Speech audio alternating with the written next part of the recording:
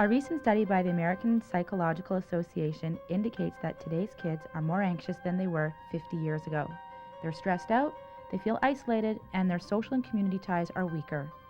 This may come as a surprise to many, but not to the volunteers and directors of Teen Touch. When I read that the research is showing that there's an increasing isolation of our kids, and they're feeling more disconnected from services and friends and family, that sort of tells me they're turning to us, which I see in a way, I guess, as a positive sign.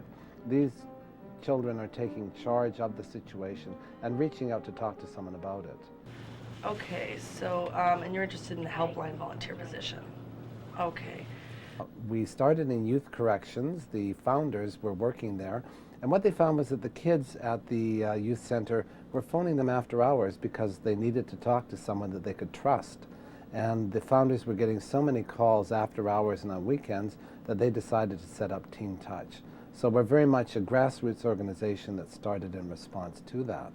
So we've been here for, as I said, 18 years, listening and helping kids problem solve and find answers for some of the issues that are bothering them.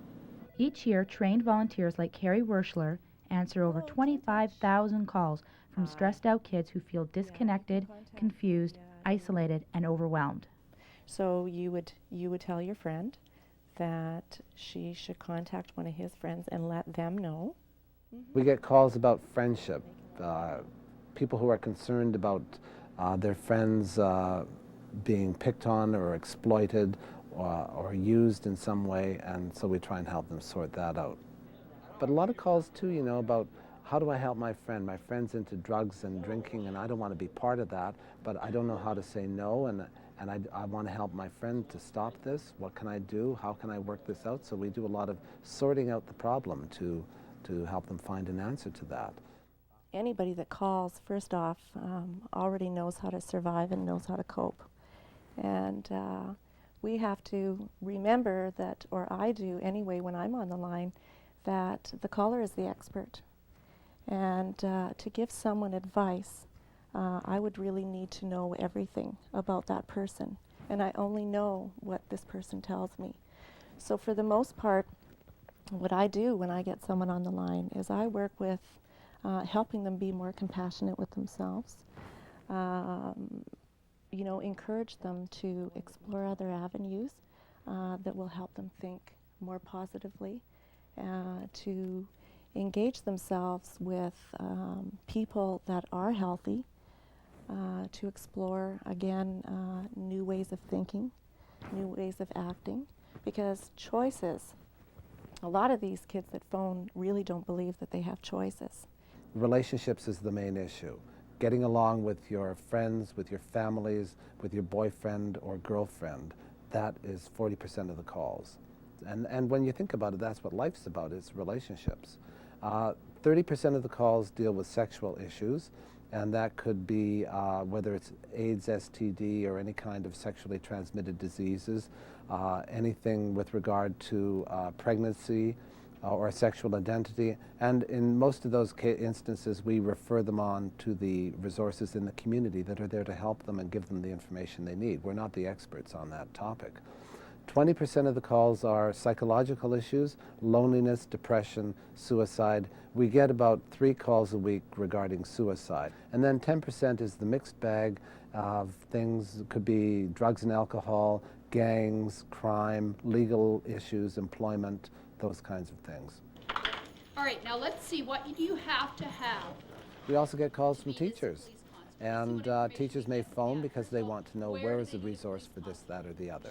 So they're calling to try and see us as a resource for them to get information or to get connected up to community services that can provide the information for classroom purposes. So it's quite a, you know, it's not just restricted to kids. Okay, and you said you are a counseling student at Red River? Okay. Over half of the volunteers are young people themselves, and that's really a very interesting phenomenon, I think, that it's young people helping other young people. Half of the volunteers tend to be university students taking professional training or training at the colleges, so they're very motivated.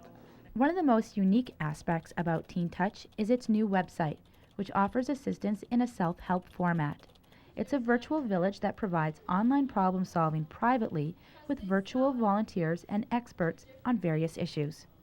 What we've created is a Teen Touch village, in a sense. And what I mean by that is it's a place, a safe place where parents, children, teachers, and the community can come together, communicate, and problem solve and find answers. But what's a community without a mall? Eventually, the Teen Touch website will have a place where businesses can post links to their websites so college students can find information about their services. And with the virtual volunteers, help is only a click away. You can click in and talk to someone and say, I've got a problem, and this person will be immediate. But it's not chat because nobody else will be able to see. This is very private. Hello, Teen Touch. I really admire these callers because, you know, it takes a lot of guts to lift up that phone and say, I've got a problem I want to talk about. You're talking to someone you've never seen, you can't see, and it takes a lot of guts. How many of us as adults could do that?